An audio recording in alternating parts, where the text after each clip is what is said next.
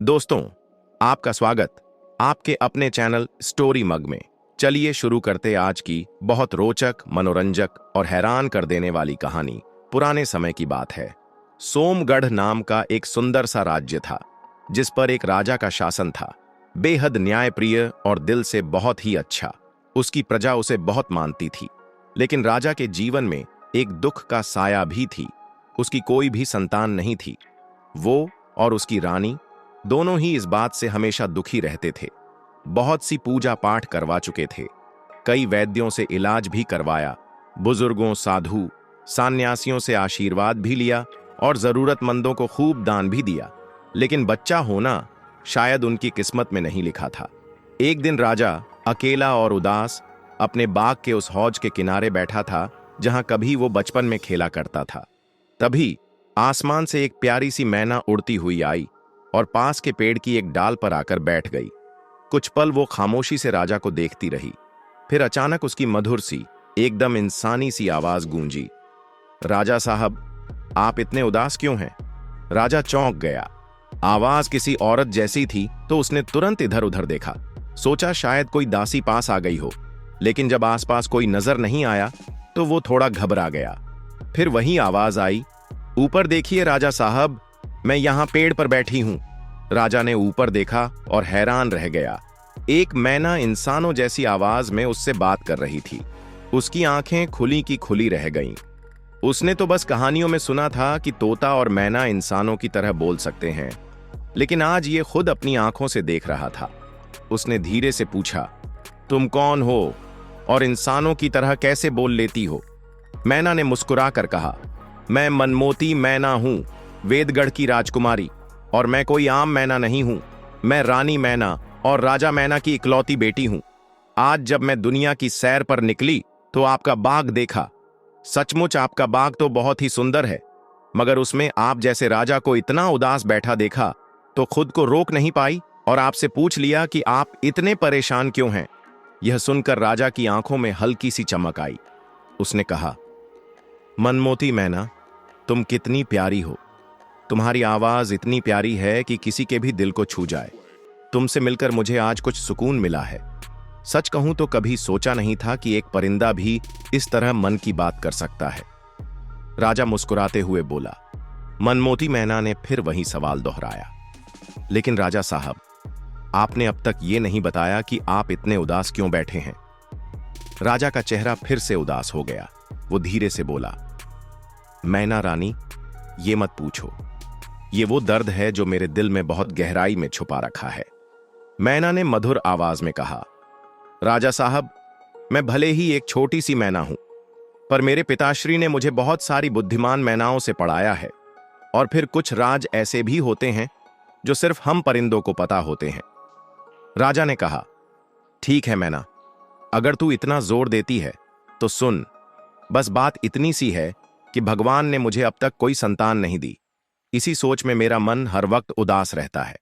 सोचता हूं, जब मैं नहीं रहूंगा तो मेरा नाम, मेरा राजपाट, सब कुछ किसी और के हाथ चला जाएगा। मैना ने मधुर आवाज में कहा, राजा साहब, मुझे ये जानकर बहुत दुख हुआ, लेकिन मैंने अपने बुजुर्गों से सुना है कि एक फल होता है जिसे राजफल और कुछ लोग शाह फल कहते हैं। अगर कोई उसे खा ले तो फिर उसे संतान जरूर मिलती है। राजा ने हैरानी से पूछा, राजफल? ये कौन सा फल है? मैंने तो कभी नाम भी नहीं सुना।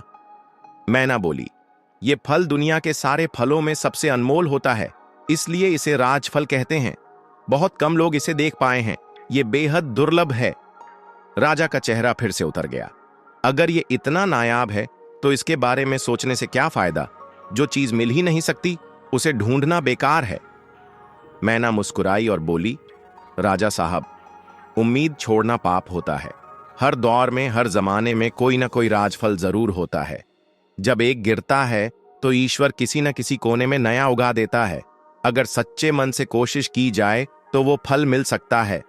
राजा ने गहरी सांस लेते हुए कहा, मैं अपनी जान भी दे सकता हूं अगर कोई मुझे ये बता दे कि वो फल कहां मिलेगा। मैना ने उसके दिल को तसल्ली दी। राजा साहब, उदास मत होइए, मैं वेदगढ़ लौटती हूं। हमारे सबसे बुद्धिमान मंत्री जीत सेन से पूछूंगी। वो बहुत ज्ञानी हैं, शायद उन्हें राजफल के बारे में कुछ पता हो। मैं जल्दी लौटकर आपको बताऊंगी, फिर हम मिलकर योजना बनाएंगे। राजा की आंखों में पहली बार थोड़ी सी चमक लौटी। अगर तुम ये कर सकी मैना, तो मैं ये एहसान जिंदगी भर नहीं भूलूंगा। मैना मुस्कुराई। राजा साहब, ये कोई एहसान नहीं। मैं कई दिनों से आपके देश की सैर कर रही हूं। हर जगह लोगों की जुबान पर आपकी तारीफें सुनी हैं कि आप एक न्यायप्रिय और दयालु राजा हैं। इसलिए मुझे आपसे अपनापन महसूस हुआ। और फिर मेरे माता पिता ने हमेशा यही सिखाया है कि अगर किसी दुखी की मदद कर सको तो वही सबसे बड़ी भलाई होती है। राजा भावुक होकर बोला, बहुत बहुत धन्यवाद मैना। तुम मेरे लिए सच में भगवान की तरफ से भेजी गई एक दया हो। मैना बोली, ठीक है राजा साहब, अब मैं चलती हूं। वेदगढ़ आने जाने में मुझे लगभग 1 हफ्ता लगेगा, इसलिए आप 1 हफ्ता मेरा इंतजार कीजिए, और भगवान ने चाहा तो मैं खुशखबरी लेकर लौटूंगी। इतना कहकर मनमोती मैना ने पंख फैलाए, राजा को एक प्यारी मुस्कान दी और हवा में फुर्र से उड़ गई। जब से मनमोती मैना गई थी, राजा उसकी वापसी के लिए हर पल बेचैन था। वो हर दिन बाग में आता और शाम तक वहीं उस तालाब के पास बैठा रहता जहां मैना से उसकी मुलाकात हुई थी। हालांकि मैना ने कहा था कि वो 1 हफ्ते बाद लौटेगी, लेकिन राजा को चैन कहां। दूसरे ही दिन से उसका इंतजार शुरू हो गया था। जैसे तैसे 1 हफ्ता बीता, पर राजा की बेचैनी और बढ़ गई। उसने मैना के बारे में किसी को कुछ नहीं बताया, यहां तक कि रानी को भी नहीं, क्योंकि बात ही कुछ ऐसी थी। एक ऐसी मैना जो इंसानों जैसी बातें करती हो, और वो भी ऐसे शब्दों में जैसे किसी ने बहुत पढ़ाई की हो। ये कोई आम बात तो नहीं थी। लोग ऐसी कहानियां तो सुना करते हैं, मगर हकीकत में कोई यकीन नहीं करता। हाँ, ये बात सच है कि तोता और मैना इंसानी आवाज की नकल कर सकते हैं, मगर वो भी सिर्फ रटी रटाई बातें। तोते तो घरों में मिल जाते हैं, मगर ऐसी मैना जैसी मनमोती थी बहुत ही कम देखी गई है। खैर, उस दिन राजा बाग में था, वही तालाब के पास की पत्थर की बेंच पर बैठा हुआ। तभी अचानक एक आवाज आई, मनमोती मैना प्रणाम करती है राजा साहब। ये सुनते ही राजा जैसे नींद से जागा हो, खुशी में उछल पड़ा। तुम आ गई हो मैना, मैं तो तुम्हारा बेसब्री से इंतजार कर रहा था। कहां हो, जल्दी से मेरे पास आ, राजा ने उतावलेपन से कहा। अगले ही पल मैना एक पेड़ की शाख से उड़ती हुई आई और राजा के हाथ पर बैठ गई। राजा ने जैसे ही उसे करीब से देखा, उसकी आंखें चमक उठीं। ये मैना वाकई सबसे अलग थी। उसकी चोंच सुनहरी थी और उसके पंख ऐसे लग रहे थे जैसे उन पर सफेद मोती जड़े हुए हों। राजा ने खुशी से उसकी पीठ पर हाथ फेरते हुए कहा, तुम तो बहुत ही खूबसूरत हो प्यारी मैना। सच में तुम ही हो मनमोती मैना। मैना मुस्कुराई और बोली, तारीफ के लिए आभार राजा साहब। राजा ने उत्साह से पूछा, तो बताओ प्यारी मैना, क्या तुम राजफल के बारे में कुछ जान पाई? मैना बोली, जी हां राजा साहब, मैं पता लगाकर ही लौटी हूं। राजफल इस वक्त एक ऐसे टापू पर है जिसके चारों ओर खतरनाक मगरमच्छों से भरा समुंदर है। उस टापू पर जितने भी पेड़ हैं, सब के सब इंसान खाने वाले हैं, और उन्हीं पेड़ों पर कुछ ऐसे डरावने परिंदे रहते हैं जो हर उड़ते जीव को खा जाते हैं, चाहे छोटा हो या बड़ा। राजफल का पौधा उस टापू के बिल्कुल बीचों बीच मौजूद है, इंसान खाने वाले पेड़ों के बीच। राजा ने यह सब सुना तो जैसे उसकी सारी उम्मीद टूट गई। उसने उदासी से सिर पकड़ा और कहा, यह तो बहुत खतरनाक जगह है मैना। हम तो क्या, कोई भी इंसान उस फल तक नहीं पहुंच सकता। राजा की आवाज में मायूसी साफ झलक रही थी। मैना ने उसे समझाते हुए कहा, राजा साहब, आप बहुत जल्दी हार मान लेते हैं। मुझे देखिए, मैं एक छोटा सा परिंदा हूं, मगर मैं मायूस नहीं हुई। आप तो मुझसे कई गुना ज्यादा ताकतवर और समझदार हैं। मायूसी से कभी कोई रास्ता नहीं निकलता। हर मुश्किल का कोई ना कोई हल जरूर होता है। बस जरूरत है ठंडे दिमाग से सोचने की और सच्चे दिल से कोशिश करने की। अगर आप हिम्मत से कदम उठाएंगे तो रास्ता खुद ब खुद सामने आ जाएगा। राजा को जब मैना ने हिम्मत भरे लहजे में समझाया तो जैसे उसके दिल में नया जोश भर गया। मैंने भी प्यार से उसे तसल्ली दी, और सच मानिए, उस छोटे से परिंदे की बातें राजा के दिल को छू गईं। उसे अपने आप पर थोड़ा सा शर्म भी आने लगा। वो इंसान होकर टूट गया था और एक नन्हा सा परिंदा उसे हिम्मत सिखा रहा था। राजा ने भावुक होकर कहा, प्यारी मैना, तुम सच में बहुत बहादुर और समझदार हो। तुम्हारी बातों ने मुझे नया जोश दे दिया है। अब मैंने ठान लिया है, चाहे कुछ भी हो जाए, मैं वो राजफल जरूर लेकर ही आऊंगा। ये सुनकर मैना की आंखों में चमक आ गई। वो बोली, बहुत बढ़िया राजा साहब, आपके इरादों को सुनकर मेरा दिल खुश हो गया। अब आप मेरा इरादा भी सुन लीजिए। मैं भी आपके साथ चलूंगी, हर मुश्किल का सामना करूंगी, चाहे अपनी जान ही क्यों न देनी पड़े। और यकीन मानिए, हम दोनों मिलकर वो राजफल जरूर हासिल करेंगे। मैना की ये बात सुनकर राजा ने खुशी से उसे अपने पास खींच लिया और हल्के से उसके सिर को चूमा, जैसे कोई अपने दिल के बेहद करीब चीज को आभार व्यक्त करता है। राजा बोला, तुम तो कमाल हो प्यारी मैना। चलो, अब मैं तुम्हें रानी मोहिनी से मिलवाता हूं, वो तुम्हें देखकर बहुत खुश होगी। मैना ने मुस्कुराते हुए सिर हिलाया, बिल्कुल, मैं उनसे जरूर मिलना चाहती हूं। राजा उसे लेकर महल के अंदर गया, जहां रानी अपने कमरे में उदास बैठी थी। जैसे ही राजा ने कमरे में कदम रखा, उसकी आंखों में चमक आ गई और उसने कहा, देखो प्यारी रानी, मैं तुम्हारे लिए कौन सा अनमोल तोहफा लाया हूं। रानी मोहिनी धीरे से खड़ी हुई और जैसे ही उसने देखा कि राजा के हाथ पर एक बेहद सुंदर मैना बैठी है, वो हैरानी से चौंक उठी। बोली, अरे वाह, इतनी सुंदर मैना, ये कहां से मिल गई। उसके सवाल में उत्सुकता साफ झलक रही थी। तभी अचानक मैना ने अपनी मीठी आवाज में कहा, प्रणाम रानी साहिबी, मनमोती मैना आपकी सेवा में हाजिर है। रानी मोहिनी तो जैसे सुनकर पत्थर की हो गई। एक पक्षी, और वो भी इतनी साफ इंसानी जुबान में बात कर रहा था। राजा ठहाका लगाकर हंस पड़ा और बोला, डरने की जरूरत नहीं प्यारी मलिका, ये कोई आम मैना नहीं है, ये है मनमोती मैना, मेरी इकलौती साथी, जो बहादुरी और समझदारी की मिसाल है। मल्लिका की आंखें मैना पर टिकी रहीं।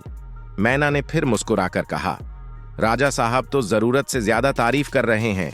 असली तारीफ के काबिल तो आप हैं रानी साहिबी। आप जैसी खूबसूरत स्त्री मैंने आज तक नहीं देखी।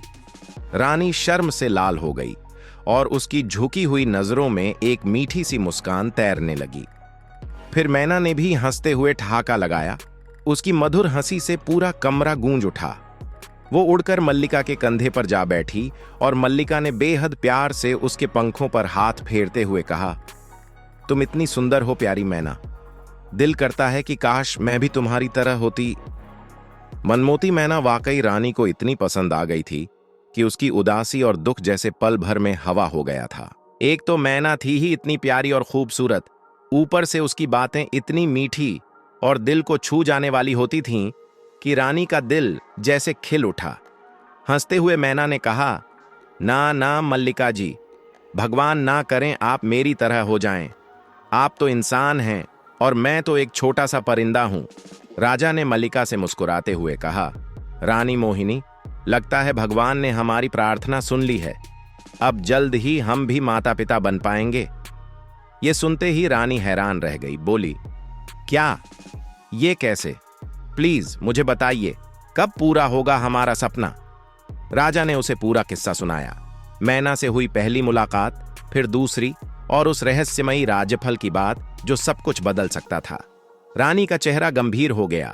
उसने कठोर आवाज में कहा, राजफल हासिल करना नामुमकिन है और मैं आपको उस खतरनाक सफर पर नहीं जाने दूंगी। मैं संतान सुख के लिए अपने पति की जान की बलि नहीं दे सकती।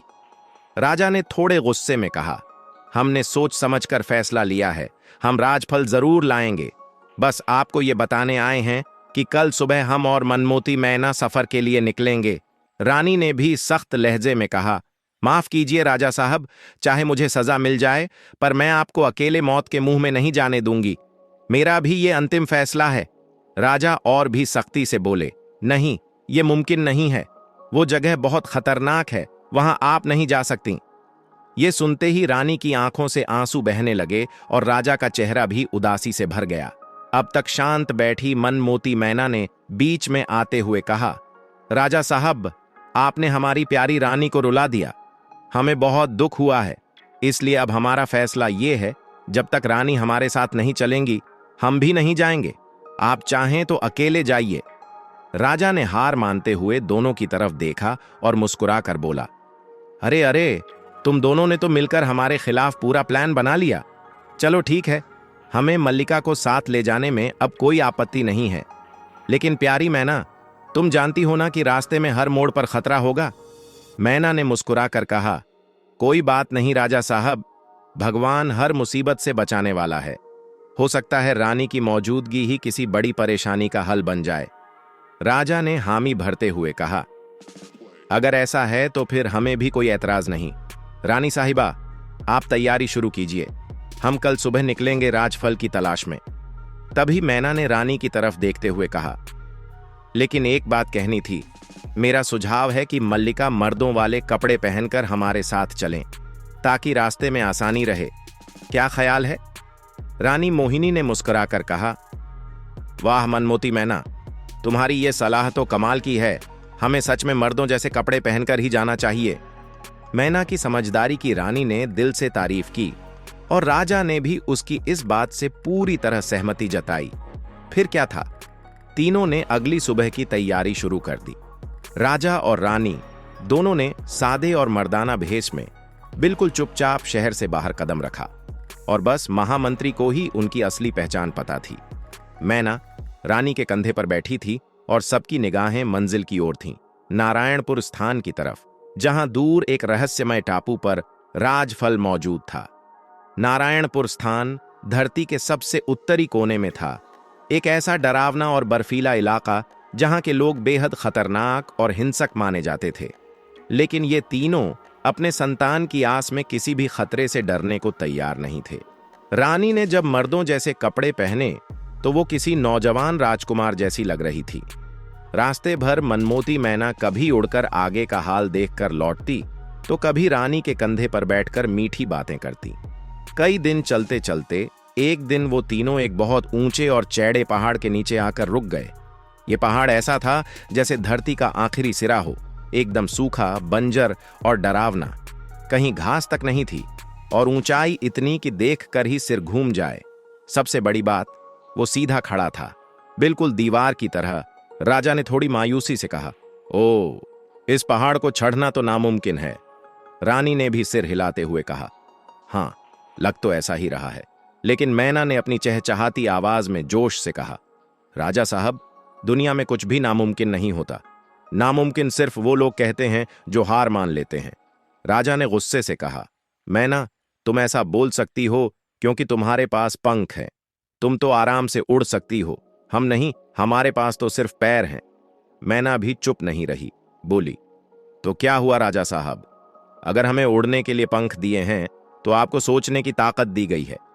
फर्क बस इतना है, आप उस बुद्धि का सही इस्तेमाल करो, रास्ता जरूर मिलेगा। दोनों की बहस सुन रही रानी ने धीरे से बीच में कहा, अरे भाई, लड़ने से कुछ नहीं होगा, हमें कोई तरीका सोचना चाहिए इस पहाड़ को पार करने का। राजा ने हार मानते हुए कहा, मेरे दिमाग में तो कुछ नहीं आ रहा। ये तो ऐसी दीवार है जो आसमान तक जा रही है। अब बताओ, इसे कैसे पार करें? रानी थोड़ी देर चुप रही, फिर बोली, जब हम यहां तक आ गए हैं और अगर मैना की बात माने तो इस पहाड़ के पार ही नारायणपुर स्थान है, जहां राजफल है, तो अब लौटना तो कोई ऑप्शन नहीं है। राजा ने कुछ सोचकर कहा, ठीक है, ऐसा करते हैं, पहाड़ के नीचे ही एक टेंट लगाकर आराम करते हैं। आराम से सोचेंगे, शायद कोई आइडिया निकल आए। और रानी, जो काफी देर से घोड़े पर बैठने के कारण थोड़ा थकी हुई थीं, फौरन राजा की बात से सहमत हो गईं। राजा ने घोड़े की जीन से बंधा हुआ टेंट उतारा और रानी की मदद से उसे लगाने में लग गया। उधर मनमोती मैना, जो राजा से हुई बहस के बाद चुप थी, उन्हें टेंट लगाते देख उड़ती हुई पहाड़ की तरफ निकल पड़ी। वह पहाड़ के साथ साथ उड़ती रही, शायद कोई ऐसा रास्ता दिखे जहां से राजा और रानी उस ऊंचे पहाड़ को पार कर सकें। लेकिन वो पहाड़ तो सच में किसी दीवार की तरह सीधा और खतरनाक था। एक भी ऐसा कोना नहीं था जहां पैर रखा जा सके। मगर मैना ने हार नहीं मानी और लगातार उड़ती रही। लगभग 2 घंटे की लगातार उड़ान के बाद वह बुरी तरह थक चुकी थी, इसलिए थोड़ी देर आराम के लिए पहाड़ के नीचे उतरकर बैठ गई। जैसे ही वह बैठी, थकान की वजह से उसे नींद सी आ गई। पता नहीं कितनी देर तक वह सोती रही, फिर अचानक उसकी आंख खुली और वह चौंक कर इधर उधर देखने लगी। लेकिन अगले ही पल वह हैरानी से उछल पड़ी। वो अब पहाड़ के नीचे नहीं, बल्कि एक सुनहरे रंग के बेहद खूबसूरत पिंजरे में बंद थी, जो एक हरे भरे बाग के बीच एक पेड़ की डाल से लटक रहा था। चारों ओर सन्नाटा था, न कोई इंसान, न कोई पशु पक्षी। मनमोती मैना अपने आप को उस पिंजरे में देखकर बहुत घबरा गई। उसे समझ नहीं आ रहा था कि उसे पकड़कर यहां कौन लाया और ये जगह है कहां। वो सोच ही रही थी कि अचानक दूर से किसी के हंसने की आवाज आई। वो एक औरत की हंसी थी, बेहद मधुर, जैसे किसी झरने की कलकल। मैना ने सोचा, हो ना हो यही औरत उसे यहां लाने वाली है। फिर एक और हंसी सुनाई दी, इस बार किसी मर्द की। अब लगने लगा जैसे कोई मर्द और औरत दोनों कहीं पास ही बैठकर हंसी मजाक कर रहे हों। मैना ने उस तरफ ध्यान से देखा जिधर से ये आवाजें आ रही थीं, मगर वहां कोई दिखाई नहीं दे रहा था।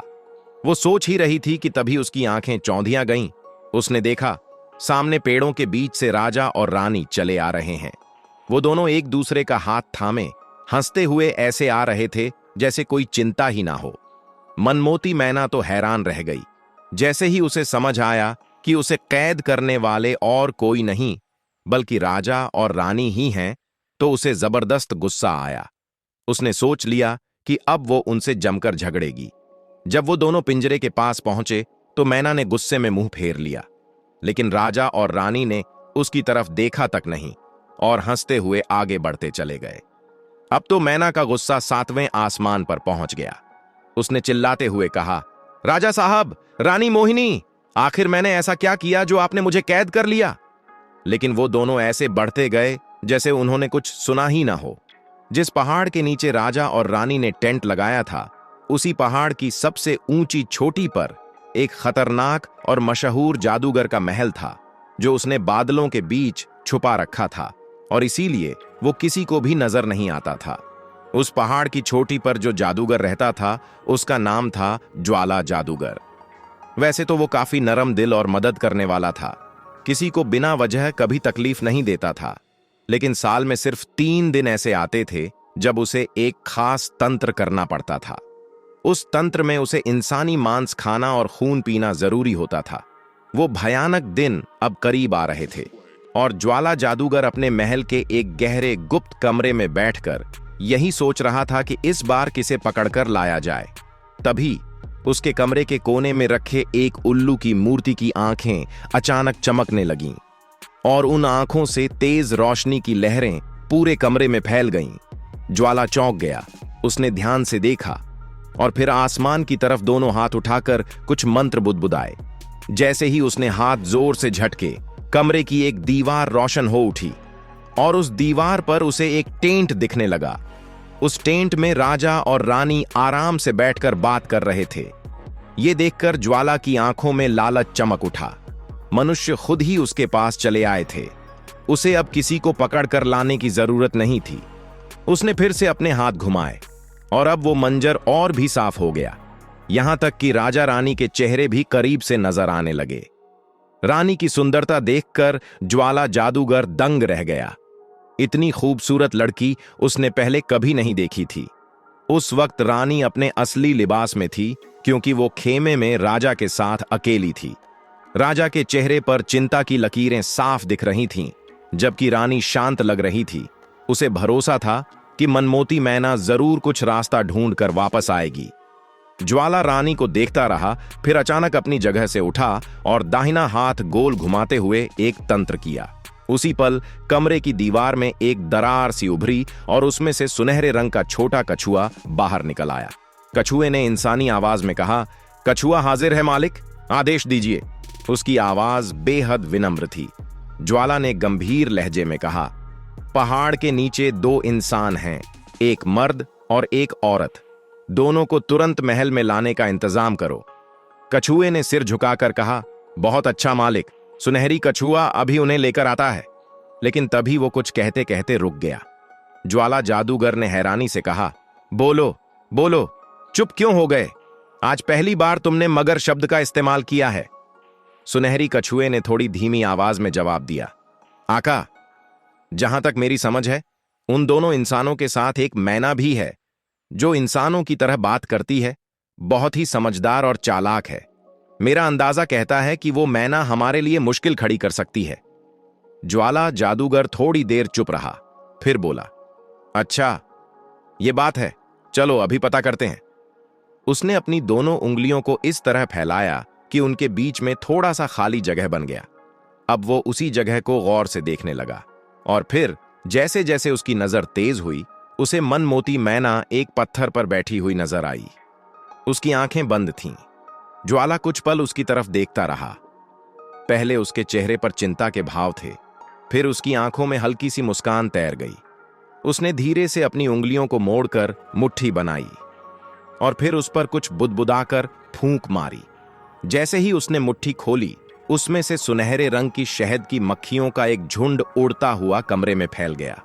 चारों तरफ हल्की हल्की भिनभिनाहट गूंजने लगी। फिर ज्वाला जादूगर ने उनसे कहा, सुनो सुनहरी मक्खियों, क्या तुम मेरा हुक्म मानोगी? मक्खियों की आवाज गूंजी, हम तैयार हैं आका, बताइए हमें क्या करना है। जादूगर बोला, तो सुनो, पहाड़ के नीचे एक पत्थर पर एक मैना बैठी है। पहले उसे डंक मारकर बेहोश कर दो, फिर उसे उठाकर बाग में ले आओ। मक्खियों ने जवाब दिया, आपका हुक्म माना जाएगा आका। और फिर वो सब झुंड बनाकर टूटी दीवार से बाहर उड़ गईं। इसके बाद ज्वाला जादूगर ने कछुए की तरफ देखा और बोला, अब तुम भी जाओ और उन इंसानों को ले आओ। मैना की फिक्र मत करना, सुनहरी मक्खियां उसे ले आएंगी। मैं उसे बाग के सुनहरे पिंजरे में बंद कर दूंगा। कछुए ने हामी भरी और कहा, हां आका, मैं उन मक्खियों की ताकत को जानता हूं। अब मैना की कोई चिंता नहीं। इतना कहकर वो कछुआ अचानक वहां से गायब हो गया और टूटी दीवार फिर से जुड़ गई। ज्वाला जादूगर जैसे ही कछुआ गया, कमरे से बाहर निकला और तेजी से चलते हुए एक लंबे गलियारे में बढ़ गया। जहां गलियारा खत्म होता था, वहां एक विशाल दरवाजा था। दरवाजे के सामने एक बहुत बड़ा पत्थर का काला पुतला खड़ा था, जिसके हाथ में भाला था। जैसे ही जादूगर उसके करीब पहुंचा, वो पुतला हिलने लगा और उसने हाथ में पकड़ा भाला नीचे झुका दिया। उसी पल दरवाजा अपने आप खुल गया और ज्वाला जादूगर अंदर दाखिल हुआ। अंदर का नजारा छेंका देने वाला था। एक बेहद विशाल और सपना जैसा सुंदर बाग उसके सामने था। इतना सुंदर कि शायद ही किसी राजा ने कभी उसकी कल्पना भी की हो। ज्वाला जादूगर बाग के अंदर बने उस शानदार बरामदे में पहुंच गया, जो चारों तरफ से खुला था और बीचों बीच एक सुनहरे रंग का खूबसूरत पिंजरा रखा था। उसने पिंजरा उठाया, आंखें बंद करके मन ही मन एक रहस्यमयी मंत्र बोला और उस पर फूंक मार दी। फिर उसे लेकर बाग में एक ऊंचे पेड़ की डाली पर लटका दिया। पिंजरे का दरवाजा खुला छोड़ दिया गया। अब भी कुछ ही पल बीते थे कि दूर से मधुमक्खियों की तेज भनभनाहट सुनाई देने लगी। लाखों की तादाद में वो सुनहरी मक्खियां बेहोश मैना को उठाए तेजी से उड़ती हुई उसी पिंजरे की ओर आ रही थीं। जैसे ही वो पास पहुंची, ज्वाला जादूगर ने हाथ हिलाकर इशारा किया और अगले ही पल मक्खियां मैना को पिंजरे के खुले दरवाजे से अंदर रखकर बाहर निकल गईं। ज्वाला जादूगर ने तुरंत आगे बढ़कर दरवाजा बंद कर दिया और एक जोरदार ठहाका लगाकर बोला, अब ये चालाक मैना मेरा कुछ नहीं बिगाड़ सकती। ये कहते हुए वो फिर से बरामदे की तरफ बढ़ने लगा, लेकिन अब भी वह वहां पहुंचा भी नहीं था कि अचानक हवा में एक तेज सी आवाज हुई और सुनहरी कछुआ उड़ता हुआ उसके सामने आकर जमीन पर उतर गया। कछुए की आवाज आई, लीजिए आका, दोनों मनुष्य हाजिर हैं। ज्वाला जादूगर तुरंत आगे बढ़ा और अपने तख्त के करीब जाकर दोनों हाथों को उन दो इंसानों की तरफ फैलाते हुए जोर जोर से एक मंत्र बोलने लगा। मंत्र पढ़ते ही उनके चारों तरफ गाढ़ा लाल धुआं फैल गया। धुआं धीरे धीरे और गहरा होता चला गया। फिर अचानक उसने मंत्र पढ़ना बंद कर दिया और उसी पल धुआं तेजी से हट गया। जैसे ही धुआं पूरी तरह से साफ हुआ, वो दोनों इंसान धीरे धीरे होश में आ गए और उठकर बैठ गए।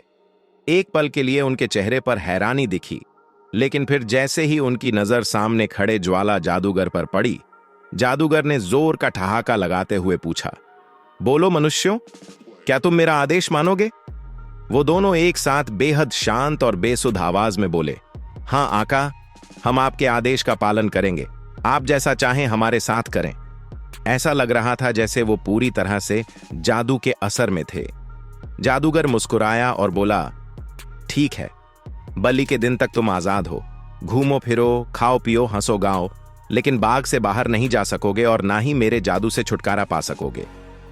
दोनों ने धीरे से सिर हिलाते हुए कहा, हम आदेश मानेंगे आका। जादूगर ने आगे कहा, और सुनो, तुम मैना की कोई बात नहीं सुनोगे। उन्होंने उसी बेसुध लहजे में कहा, हम मैना की कोई बात नहीं सुनेंगे। फिर ज्वाला जादूगर तेजी से बाग से बाहर चला गया। उसके जाते ही राजा और रानी, जो सुनहरी कछुए की पीठ पर बैठे थे, धीरे से नीचे उतर आए और जैसे ही उनके पैर जमीन पर पड़े, कछुआ अचानक गायब हो गया। राजा और रानी एक दूसरे का हाथ पकड़कर हंसते हुए, कूदते फांदते दरख्तों के झुंड की ओर बढ़ने लगे, जैसे उन्हें इस दुनिया की कोई चिंता ही ना हो। वो ऐसे घूम रहे थे जैसे किसी कैद में नहीं, बल्कि अपने ही बाग में आजादी से घूम रहे हों। पर हकीकत कुछ और थी। राजा और रानी का दिमाग जादूगर और जन्ना ने अपने जादू से पूरी तरह काबू में कर लिया था, इसलिए उन्हें कुछ भी याद नहीं था, न अपने बीते पल, न मनमोती मैना की बात, न खुद की असली पहचान। वो थोड़ी देर एक जगह बैठते, बातें करते, फिर पेड़ों की किसी और झाड़ी की तरफ बढ़ जाते। एक बार तो वो उस जगह से भी गुजरे जहां पिंजरे में कैद थी मनमोती मैना। अब तक मैना को होश आ चुका था, लेकिन जैसे ही राजा और रानी उसके पास से निकले, उन्होंने उस पर एक नजर तक नहीं डाली। वो हंसते हुए, खिलखिलाते हुए आगे बढ़ गए, जैसे वो किसी और ही दुनिया में जी रहे हों। मनमोती मैना ने बार बार उन्हें पुकारा, राजा साहब, रानी जी, मैं हूं आपकी मनमोती मैना। लेकिन उनकी नजरें उसके चेहरे पर नहीं टिकीं, उनके कानों तक उसकी आवाज नहीं पहुंची। मैना की आंखों में अब बेचैनी थी। उसका दिल धक धक कर रहा था, क्योंकि उसे यकीन नहीं हो रहा था कि जिनके लिए उसने जान की बाजी लगाई, वो अब उसकी बात तक नहीं सुन पा रहे। वो सोचने लगी, ये सब हुआ कैसे? मैं पहाड़ के उस कोने से उड़कर इस बाग में कैसे आ गई? ये बाग किसका है? और राजा रानी को क्या हो गया है? अभी वो यही सब सोच ही रही थी कि फिर से राजा और रानी उसके पिंजरे के पास आए। इस बार वो रुके। राजा ने रानी की तरफ देखकर कहा, देखो रानी, कितनी खूबसूरत मैना है ना? ऐसा लग रहा है जैसे हमने इसे पहले कहीं देखा है। रानी कुछ कहती, उससे पहले मैना ने खुद जवाब दिया, राजा साहब, मैं हूं आपकी मनमोती मैना। क्या आप मुझे नहीं पहचानते? लेकिन राजा ने उसकी तरफ देखते हुए कहा, वाह, कितनी प्यारी आवाज है, काश हमें इसकी बातें समझ आती। रानी ने मुस्कुराकर कहा, हां राजा साहब, ये मैना तो दिल को छू लेने वाली है। काश इसका मालिक इसे मुझे दे दे। मैं इसके बदले में जो मांगे वो देने को तैयार हूं। मनमोती मैना सब समझ चुकी थी। राजा और रानी जादू के गहरे असर में थे। वो उसकी भाषा ही नहीं समझ पा रहे थे, लेकिन रानी की आंखों में जो सच्चा प्यार था, उसने मैना को अंदर तक छू लिया।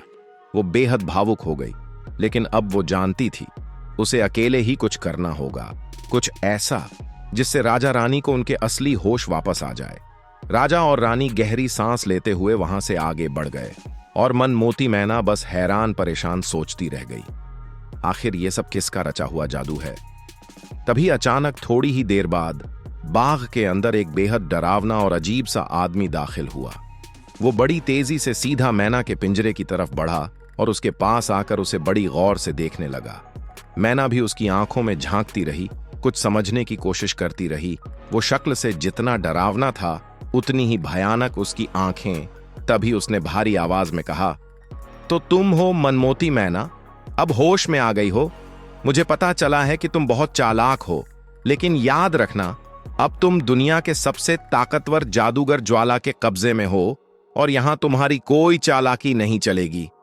मैना ने घबराए बिना उसकी आंखों में आंखें डालकर कहा, तो तुम हो ज्वाला? उस अजीब इंसान ने सीना ठोकते हुए गर्व से कहा, हां, मैं हूं ज्वाला, जादूगरों का राजा। मैना ने हल्की मुस्कान के साथ बहुत शांत अंदाज में कहा, मगर मैंने तो सुना है कि असली ताकतवर लोग दिखावे से दूर रहते हैं। मैं तो बस एक सीधी सादी सी चिड़िया हूं। तुम्हारे सामने तो कुछ भी नहीं हूं, एक छोटा सा परिंदा। मेरी क्या औकात तुम्हारे सामने? उसकी ये बात सुनकर ज्वाला का चेहरा चौड़ा हो गया। वो अपनी तारीफ से फूला नहीं समा रहा था। उसने खुश होकर कहा, तुम तो वाकई समझदार हो। जो हमारी तारीफ करता है वो हमें पसंद आता है। अगर तुम वादा करो कि मेरे खिलाफ कुछ नहीं करोगी, तो मैं तुम्हें इस पिंजरे से आजाद कर सकता हूं और अपने साथ रख सकता हूं। मैना ने बड़ी सादगी और मासूमियत से जवाब दिया, तुम जैसे ताकतवर जादूगर से भला मैं क्या लड़ाई कर सकती हूं? मुझे तो ये बाग बहुत प्यारा लगा। इतनी खूबसूरत जगह तो मैंने कभी देखी ही नहीं। और फिर तुम्हारी मेहरबानी और दया देखकर तो दिल खुश हो गया। मैना की बातों ने ज्वाला के अंदर की घमंड भरी आग को और हवा दे दी। उसने ठहाका लगाते हुए कहा, अरे हां, मैं भी उस सुनहरी कछुए की बातों में आ गया था। पर अब समझ आ गया कि एक छोटी सी मैना मेरा क्या बिगाड़ेगी। अगर मेरी दोस्ती निभाओगी तो ऐश करोगी, वरना एक पल में तुम्हारी गर्दन मरोड़ दूंगा। यह कहकर ज्वाला ने पिंजरे का दरवाजा खोला, मैना को बाहर निकाला और उसे अपने कंधे पर बिठाते हुए बोला, देखा मैना, मैंने तुम्हें आजाद कर दिया, लेकिन याद रखना, अगर तुमने इस बाग से बाहर जाने की कोशिश की तो एक पल में जलकर राख हो जाओगी। यह सुनकर मनमोती मैना ने नजरें झुका लीं और धीमे से कहा, बहुत बहुत धन्यवाद ज्वाला जादूगर। मैं तुम्हारे काम आऊंगी, तुम्हें सही सलाह दूंगी। मैं कोई मामूली मैना नहीं, मैं राजा की इकलौती बेटी हूं, राजकुमारी मैना। मेरा पूरा नाम मनमोती मैना है। मैंने बड़े बड़े विद्वानों से ज्ञान लिया है, गहरी समझ रखती हूं। यह सुनकर ज्वाला जादूगर मुस्कुराया और बोला, ओहो, बहुत बढ़िया, तो फिर तुम जरूर मुझे सलाह देना। अब यह तो बताओ, ये दो इंसान पहाड़ के पास क्यों आए हैं? मनमोती मैना समझ गई कि ज्वाला उसका इम्तिहान लेना चाहता है, इसलिए उसने बिना हिचक के साफ कहा, राजा और रानी के यहां कोई संतान नहीं है। वो राजफल लेने निकले हैं ताकि उन्हें संतान का सुख मिल सके। मैं भी उनके साथ थी। जब हम पहाड़ के पास पहुंचे तो कोई रास्ता नजर नहीं आया। मैं उड़कर रास्ता ढूंढती रही, मगर थक कर बैठ गई और नींद लग गई। और जब आंख खुली तो खुद को इस पिंजरे में कैद पाया। जादूगर थोड़ी देर सोच में डूबा रहा और फिर बोला, ठीक है, देखो मैना, मुझे तुम्हारी सच्चाई पसंद आई है। अब सुनो, 3 दिन बाद मुझे 2 इंसानों की बलि देनी है ताकि मेरी ताकत बनी रहे। मैंने राजा और रानी को इसलिए पकड़ा था कि उन्हें भेंट चढ़ा सकूं, लेकिन तुम्हारी रानी मुझे पसंद आ गई है, इसलिए अब मैं उसे बलि नहीं दूंगा, बल्कि उससे शादी करूंगा। हां, राजा को जरूर चढ़ा दूंगा। और अब एक और इंसान की जरूरत है, इसलिए मुझे आज दुनिया में जाना पड़ेगा। यह सुनकर मनमोती मैना ने कहा, पर दुनिया में जाने की क्या जरूरत है? तुम तो इतने शक्तिशाली हो, यहीं से कोई मंत्र पढ़कर किसी को बुला लो। जादूगर ने जवाब दिया, नहीं मैना, बात ऐसी है कि इस खास रस्म के लिए मुझे खुद जाना पड़ता है। भेंट देते वक्त यह जरूरी होता है कि जिसे बलि दी जाए वो मासूम हो, और एक बार अगर किसी को चुना गया तो फिर उसे बदला नहीं जा सकता। अगर गलती से गलत इंसान चढ़ा दिया गया तो मेरा सारा जादू 1 साल के लिए खत्म हो जाएगा। मनमोती मैना ने ध्यान से सुना और फिर कहा, समझ गई, पर अभी कुछ देर पहले तुमने कहा था कि तुम रानी से शादी करोगे। क्या तुम्हें लगता है कि वो खुद से मान जाएगी? इस पर ज्वाला जादूगर हंसते हुए बोला, मुझे किसी को मनाने की जरूरत नहीं, मैं उसके दिमाग को काबू में ले लूंगा, जैसे अभी दोनों के दिमाग मेरे काबू में हैं। जो मैं कहूं वही करेंगे। फिर थोड़ी देर चुप रहकर बोला, पर हां, एक बात सोच रहा हूं, अगर उसे पता चला कि उसके पति को मैंने मार दिया है तो वो मुझसे नफरत करने लगेगी। मेरा जादू उसके दिमाग और शरीर पर असर कर सकता है, पर उसकी नफरत को प्यार में नहीं बदल सकता। ज्वाला की आवाज में एक पल के लिए कमजोरी महसूस हुई, जैसे पहली बार उसने हार मानी हो। इस पर मनमोती मैना ने झट से कहा, नहीं मालिक, ऐसी कोई बात नहीं है। अगर आप इजाजत दें तो मैं उस रानी की नफरत को मोहब्बत में बदलने की कोशिश करूं। मैं वादा करती हूं, उसे आपसे प्यार करने पर मजबूर कर दूंगी। जादूगर ने तिरछी नजर से देखा और कहा, तुम क्या कर सकती हो? मैना बोली, ये आप मुझ पर छोड़ दो। आप खुद देखोगे कि मैं रानी को इस हद तक झुका दूंगी कि वो आपकी जूतियों को भी चूमे और खुद आपसे प्यार मांगेगी। उसकी आंखों में एक सच्चा यकीन था और उसके लहजे में वो आत्मविश्वास जो किसी मामूली परिंदे में नहीं होता। जैसे ही ज्वाला जादूगर ने मुस्कुराकर कहा, अच्छा ठीक है, चलो देखते हैं कि तुम क्या कर सकती हो। मैं तुम्हें 1 महीना देता हूं। अगर उस 1 महीने के अंदर तुम कामयाब हो गई तो ठीक, नहीं तो ठीक 1 महीने बाद मैं रानी से जबरदस्ती शादी कर लूंगा और उसी दिन तुम्हारी पकौड़ी बनाकर खा जाऊंगा। लेकिन मनमोती मैना ने बिना डरे मुस्कुराते हुए जवाब दिया, अगर मैं कामयाब हो गई तो फिर आप क्या इनाम दोगे? जादूगर ने अकड़ते हुए कहा। जो मांगोगी वो दूंगा। मैना ने हल्की सी शरारत के साथ पूछा, क्या आप जादू देवता की कसम खाकर कहते हैं? ज्वाला जादूगर ने गर्व से कहा, हां, जादू देवता की कसम खाकर कहता हूं। अगर तुम रानी को मुझसे प्यार करने पर मजबूर कर दो तो जो मांगोगी वो तुम्हारा होगा। कसम खाकर जैसे ही जादूगर ने अपनी बात पूरी की, मैना ने सिर झुकाकर कहा, ठीक है, अब आप बेफिक्र रहिए, मैं आज से ही अपना काम शुरू कर देती हूं। मगर सुनते ही जादूगर रुक गया। क्या हुआ मैना? मैना की आवाज में मायूसी थी। मगर मैं कर भी क्या सकती हूं? आपने तो उनके दिमाग पर जादू कर रखा है, वो मेरी बात भी नहीं समझ सकेंगे। जादूगर कुछ पल चुप रहा, फिर बोला, तो फिर मैं क्या करूं? अगर मैं दिमाग का जादू हटा दूं तो वो भागने की सोचेंगे। मैना ने तुरंत कहा, कमाल है, तुम इतने बड़े जादूगर होकर दो आम इंसानों से डर रहे हो। ऐसा करो, बाग के बाहर एक जादुई घेरा बना दो और उन्हें आजाद छोड़ दो। वो उस घेरे को पार नहीं कर सकेंगे। और फिर ये राजा तो बिल्कुल सीधा साधा है, उसमें दिमाग तो जैसे होता ही नहीं। जादूगर थोड़ी देर सोच में रहा, फिर बोला, ठीक है, मैं क्यों डरूं इनसे? मैंने तो बस झंझट से बचने के लिए दिमाग पर कंट्रोल किया था। लो, अब हटाता हूं। यह कहकर उसने दोनों हाथ हवा में उठाए और कुछ मंत्र बड़बड़ाने लगा। धीरे धीरे उसके हाथों से एक गोल आकार में लाल धुआं उठने लगा। पूरा बाग सुर्ख धुएं में घिर गया और जादूगर भी उस धुएं में ओझल हो गया। तभी उसकी गूंजती हुई आवाज आई, मैना, मैं जा रहा हूं। बाग के चारों तरफ जादू का घेरा बना दिया है, राजा और रानी का दिमाग आजाद कर दिया है। मैं तीसरे दिन लौटूंगा जब राजा को भेंट देना होगा। अब तुम अपनी कोशिश शुरू कर दो। और अगले ही पल ऐसा लगा जैसे जादूगर भी उस लाल धुएं में घुल गया हो। मनमोती मैना उड़कर एक नजदीकी पेड़ की शाख पर बैठ गई और धुआं छटने का इंतजार करने लगी। कुछ ही देर में हवा साफ हुई और सामने दिखा, एक झाड़ी के पास राजा और रानी बेहोश पड़े थे। मैना नीचे की शाख पर आ बैठी और उनके होश में आने का इंतजार करने लगी। सबसे पहले रानी की आंखें खुलीं। उसने इधर उधर देखा और घबराकर राजा को हिलाया। महाराज उठिए, देखिए हम कहां हैं? उसकी आवाज में डर, बेचैनी और सवालों का समंदर था। अभी रानी ने राजा को हल्के से झिंझोड़ा और घबराकर चारों तरफ देखने लगी।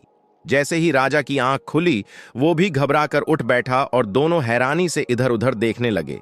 तभी एक मीठी सी आवाज गूंजी, राजा साहब और रानी मोहिनी, मनमोती मैना का नमस्ते कबूल कीजिए। यह आवाज सुनते ही दोनों चौंक गए और देखते ही देखते मैना उड़ती हुई रानी के कंधे पर आकर बैठ गई। रानी ने प्यार से उसके पंखों पर हाथ फेरा और मुस्कुरा दी, पर हैरानी अब भी बाकी थी।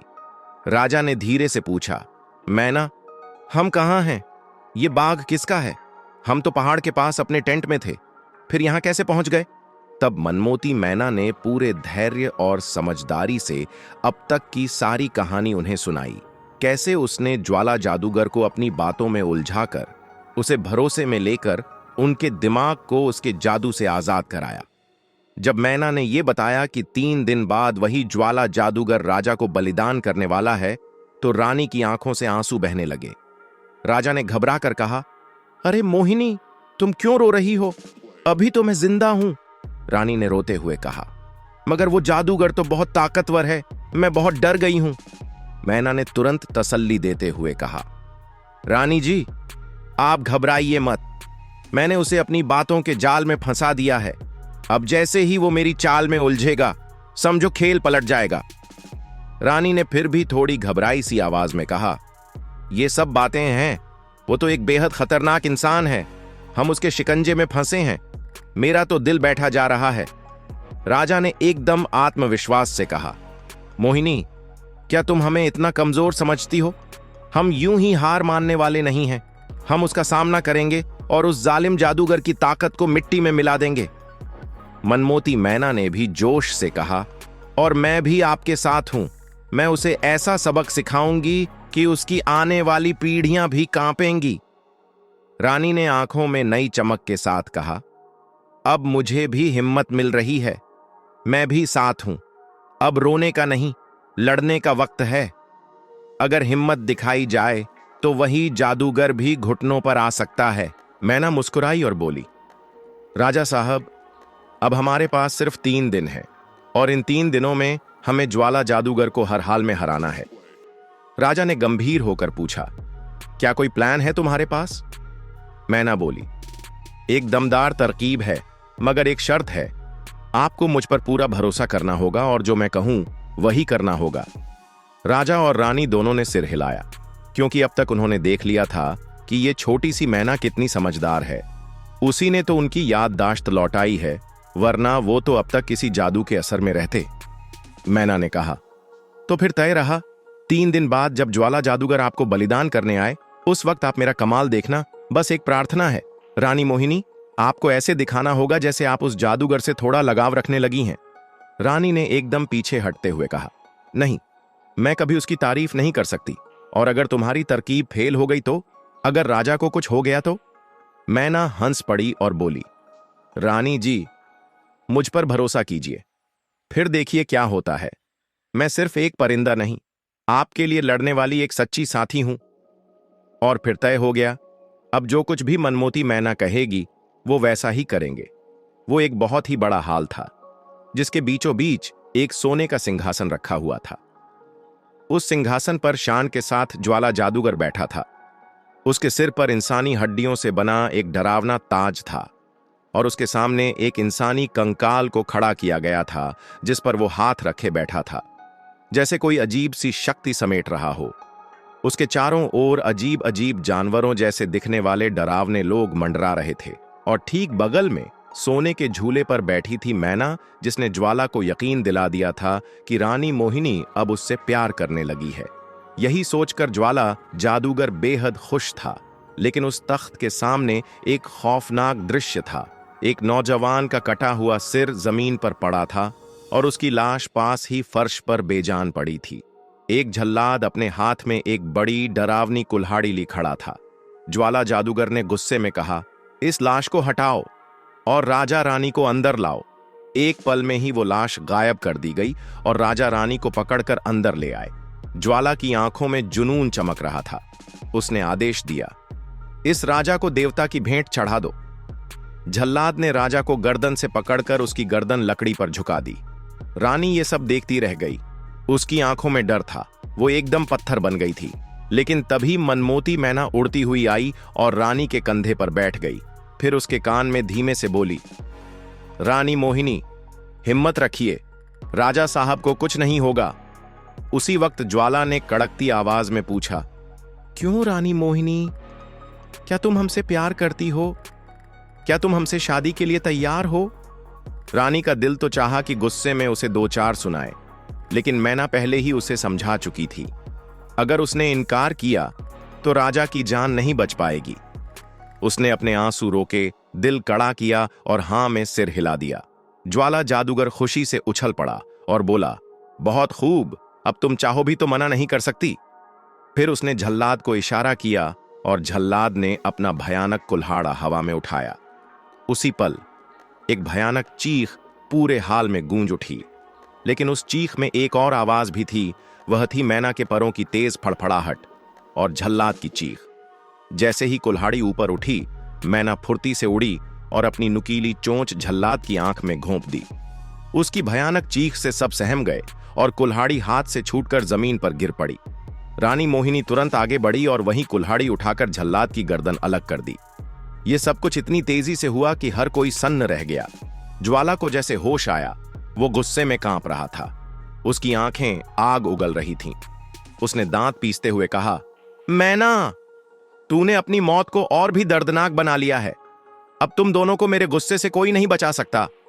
लेकिन मैना बिना डरी तुरंत बोली, पहले मेरी पूरी बात तो सुन लीजिए, उसके बाद जो सजा देना चाहें मंजूर है। ज्वाला जादूगर ने गुस्से से कहा, जल्दी बोलो, क्या कहना चाहती हो? मेरे पास टाइम नहीं है। इसके बाद अगर कुछ काम का नहीं निकला तो दर्द भरी सजा के लिए तैयार हो जाओ। मैना ने बिना डरे कहा, पहले आप राजा की टांग से कपड़ा हटाकर तो देखिए। जादूगर ने हैरानी से पूछा, क्या है वहां? तभी जल्दी से राजा की टांग से कपड़ा हटाया गया और वहां एक गहरा पुराना घाव दिखाई दिया। जादूगर की आंखें सिकुड़ गईं। उसने पूछा, ये क्या है? मैना बोली। राजा इस जख्म की वजह से पूरी तरह फिट नहीं है। अगर इनकी भेंट चढ़ा दी जाती तो 1 साल के लिए आपका सारा जादू खत्म हो जाता और आप कुछ भी नहीं कर पाते। मेरी नजर अचानक इस पर पड़ गई थी, इसलिए मजबूरी में मुझे जल्लाद की आंखों पर धूल झोंकनी पड़ी। वो सारी बात विस्तार से बताते हुए सोच रही थी। शुक्र है 1 दिन पहले ही रानी ने राजा को घायल कर दिया था, पर यह बात वो जादूगर को नहीं बता सकती थी। ज्वाला जादूगर का गुस्सा अब थोड़ा ठंडा हुआ। उसने धीरे से कहा, ओह हां, घाव तो है, लेकिन रानी ने जल्लाद को क्यों बंद करवा दिया? रानी ने हल्की कांपती आवाज में कहा, मैं आपकी होने वाली पत्नी हूं और आपसे दिल से जुड़ गई हूं। मुझे डर था कहीं जल्लाद अंधा होने के बावजूद राजा को मार न दे और आपका जादू हमेशा के लिए चला जाए। आप फिर बस एक आम इंसान बनकर रह जाते। जादूगर ने कुछ पल सोचा और फिर बोला, ठीक है रानी, तुमने सही किया। अब आगे क्या करना है? मैना ने गहरी सांस लेकर कहा, अब हमें राजा को बाग के कमरे में ले जाना होगा। उसकी मरहम पट्टी करेंगे। जब ठीक हो जाएगा तभी भेंट चढ़ेगी। किसी और की तो अब बलि दी नहीं जा सकता, क्योंकि राजा का नाम पहले ही तय हो चुका है। जादूगर ने हामी भरी और कहा, ठीक है, तुम और रानी मिलकर इसे बाग वाले कमरे में ले जाओ। इतना कहकर उसने हवा में हाथ घुमाया और वहां मौजूद सारी डरावनी छायाएं पल भर में गायब हो गईं। फिर वो खुद भी फुर्र हो गया। रानी और मैना ने मिलकर राजा को सहारा देकर कमरे में पहुंचाया। रानी की हालत बेहद उलझन भरी थी। जो कुछ हुआ था इतनी तेजी से हुआ कि उसका दिमाग अब भी सही से काम नहीं कर रहा था। मैना ने धीरे से उसके कंधे पर हाथ रखा और बोली, हिम्मत रखिए रानी, मैं अभी आती हूं। यह कहकर मैना बाहर चली गई। कुछ देर बाद वो लौटी तो उसकी चोंच में कुछ पत्ते थे। उसने कहा, ये सूरज बूटी के पत्ते हैं, इन्हें रगड़कर लेप बनाओ और राजा की टांग पर लगाओ।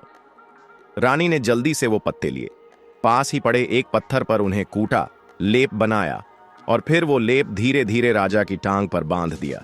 मैना ने मलका से कहा, शाम तक ये घाव काफी हद तक भर जाएगा। रानी ने चिंता से पूछा, अब क्या होगा?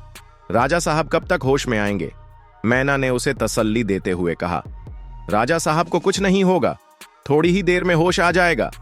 लेकिन अब जो मैं कहती हूं वो सब वैसा ही करना, हिम्मत मत हारना। अब हम सबकी जिंदगी तुम्हारे फैसलों पर टिकी है।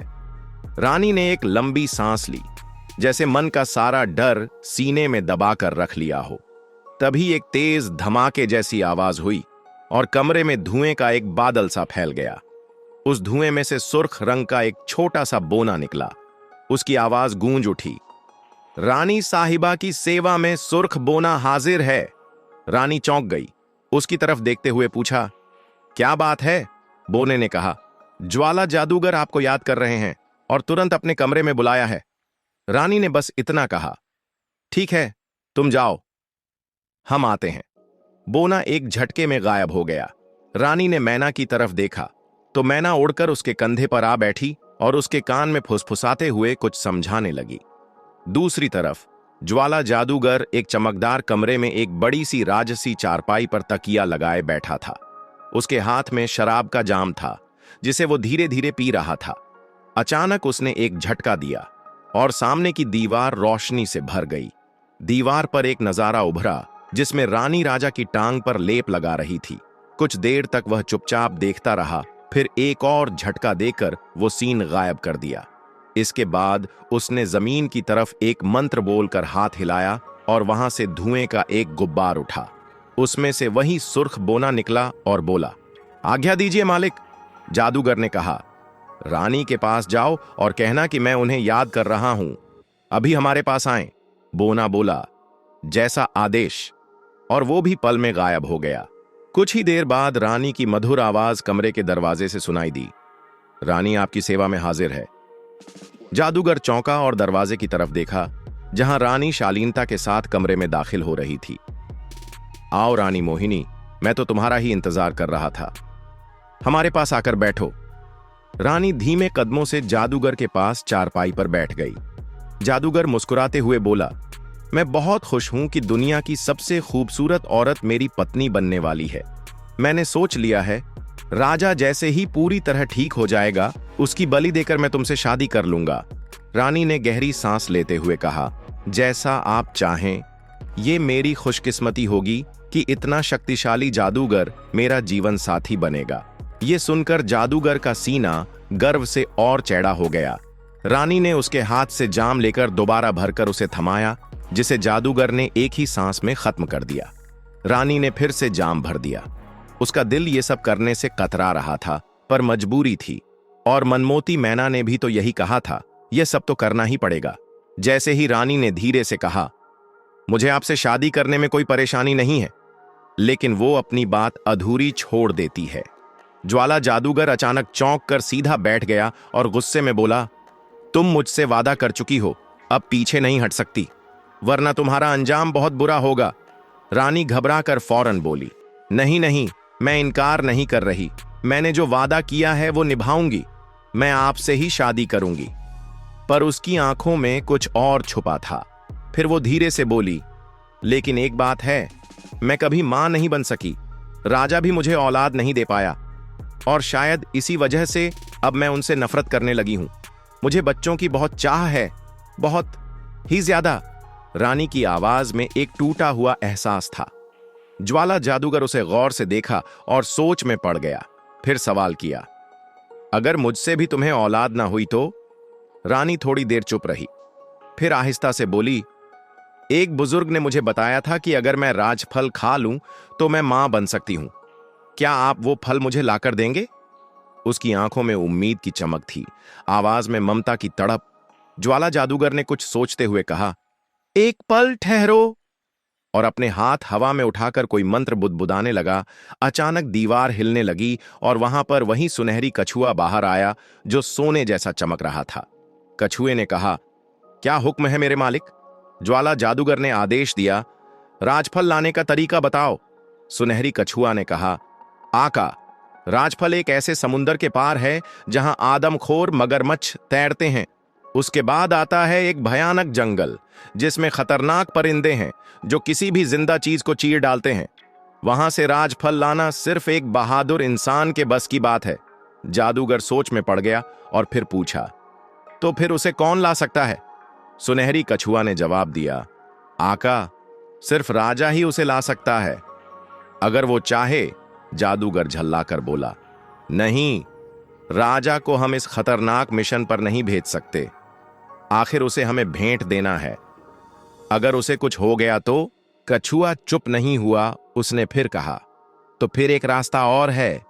आप अपने गले का यह जादुई हार राजा के गले में डाल दीजिए, तब उस पर कोई जादू असर नहीं करेगा और ना ही आदमखोर मगरमच्छ उसे नुकसान पहुंचा पाएंगे।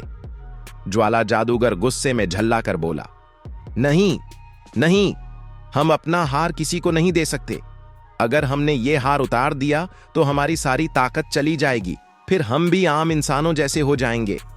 रानी ने उसकी आंखों में झांकते हुए नरम और भरोसे भरे लहजे में कहा, यह तो बस कुछ वक्त की बात है। जब राजा राजफल लेकर लौट आएगा तब आप अपना हार वापस ले लेना और फिर उसे जो करना हो कर लेना।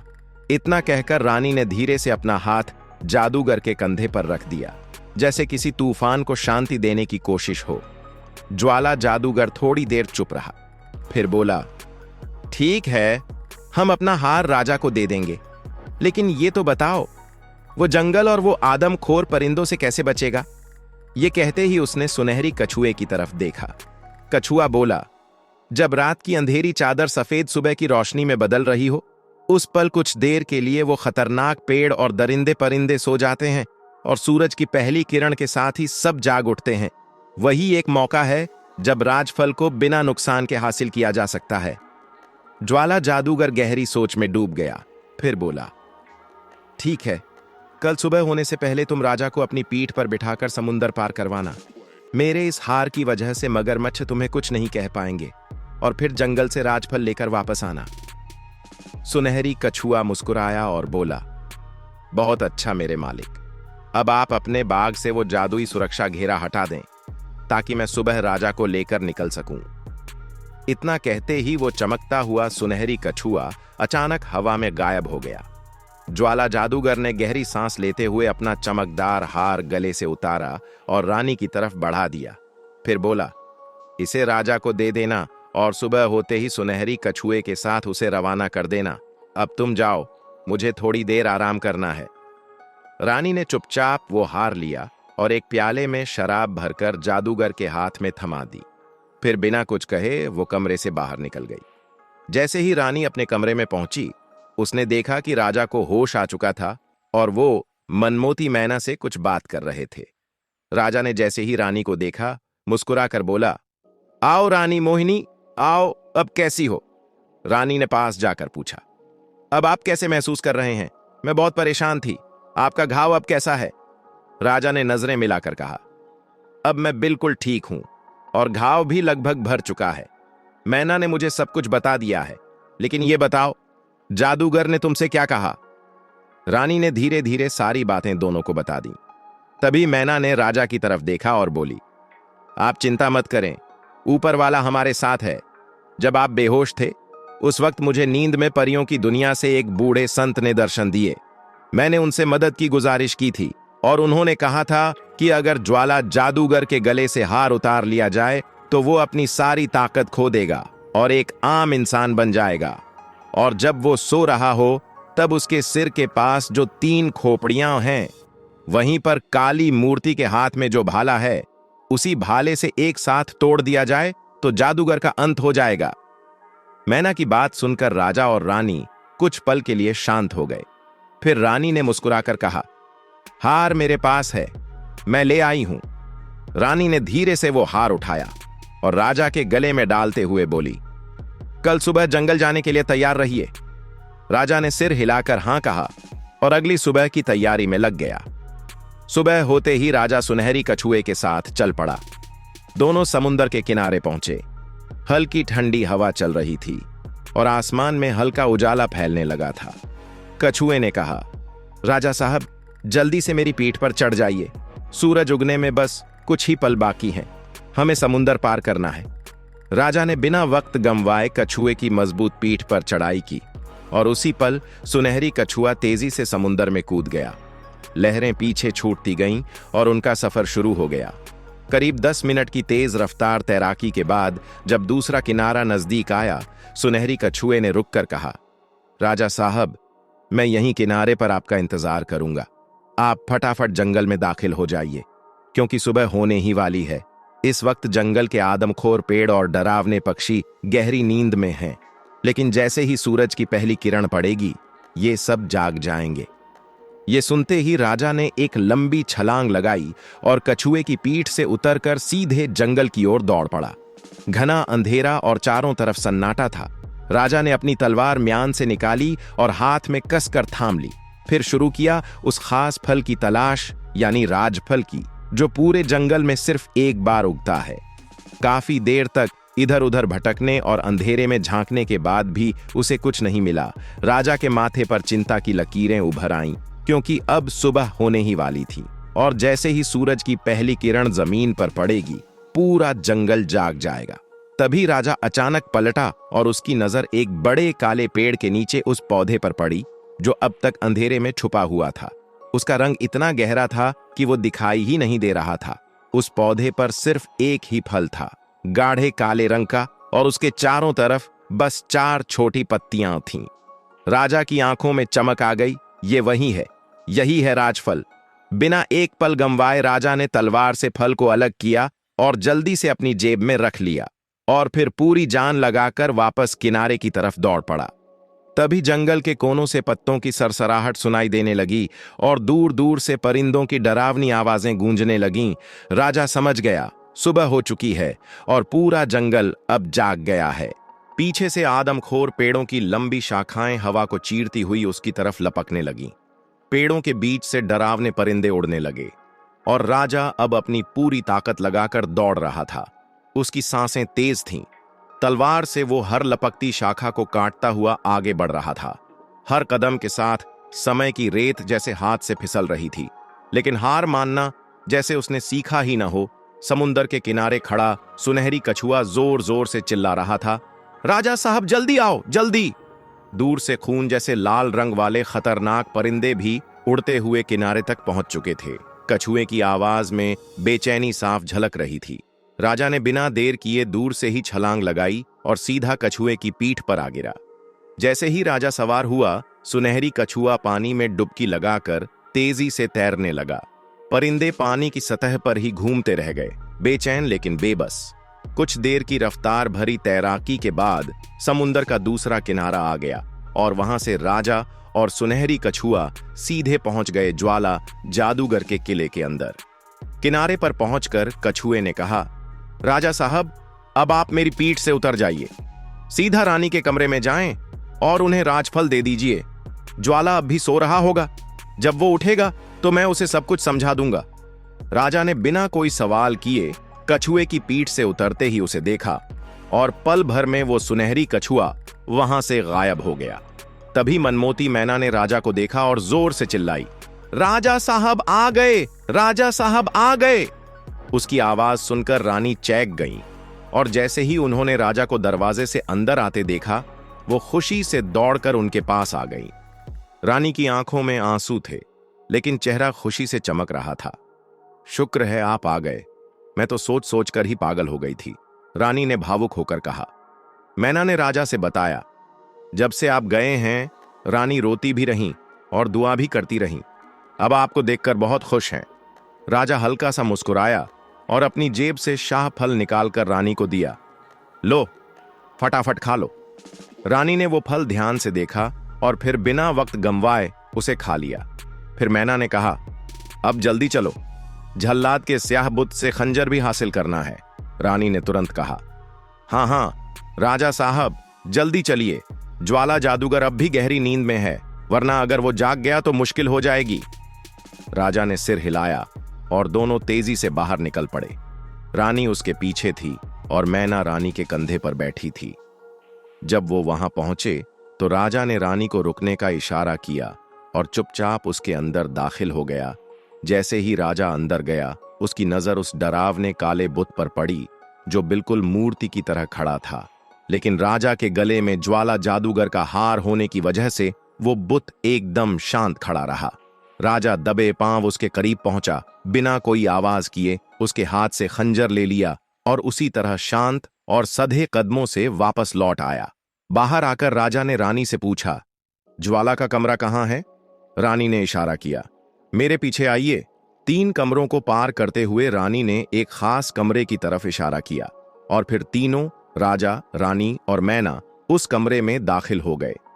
कमरे के बीचों बीच एक भारी सी चारपाई थी जिस पर ज्वाला जादूगर गहरी नींद में सो रहा था।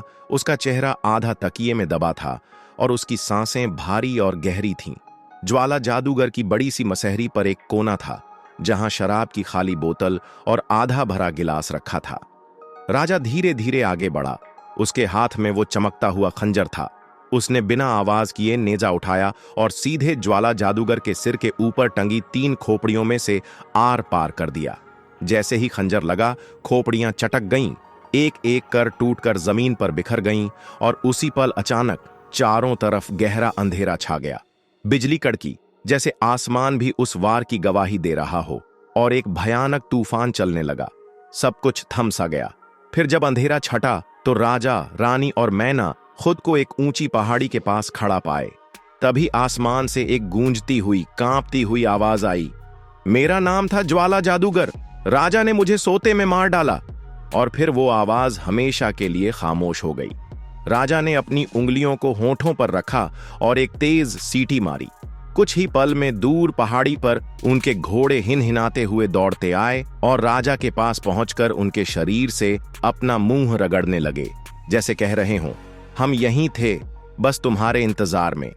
राजा ने मुस्कुराते हुए कहा, मनमोती मैना, जीत का सेहरा असल में तुम्हारे सिर जाता है, तेरी वजह से ही हम ये सब कर पाए। मैना ने मुस्कुराकर जवाब दिया, राजा साहब, शुक्रिया मेरा नहीं, अपनी रानी मोहिनी का अदा कीजिए। उसी ने तो ज्वाला जादूगर को पूरे वक्त बेवकूफ बनाकर रखा। और फिर तीनों जोर से हंस पड़े। मैना ने थोड़ी देर बाद थोड़े भावुक लहजे में कहा, अब मुझे इजाजत दीजिए, घर गए बहुत दिन हो गए, मेरे माता पिता मेरा इंतजार कर रहे होंगे। रानी ने प्यार से कहा, मनमोती मैना, अब तो तुम आती जाती रहना, तुम्हारे बिना अब मन नहीं लगेगा।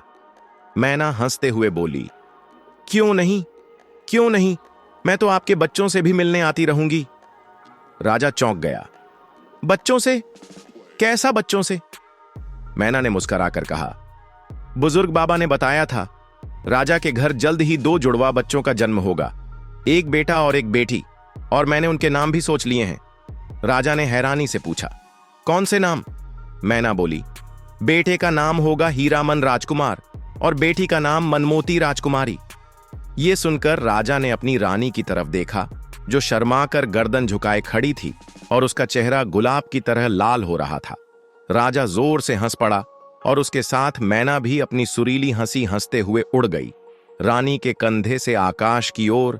फिर राजा और रानी भी अपने अपने घोड़ों पर सवार होकर उस उजाले की ओर रवाना हो गए, जहां से उनका सच्चा जीवन शुरू होना था, प्रेम, भरोसे और नई शुरुआत का सफर।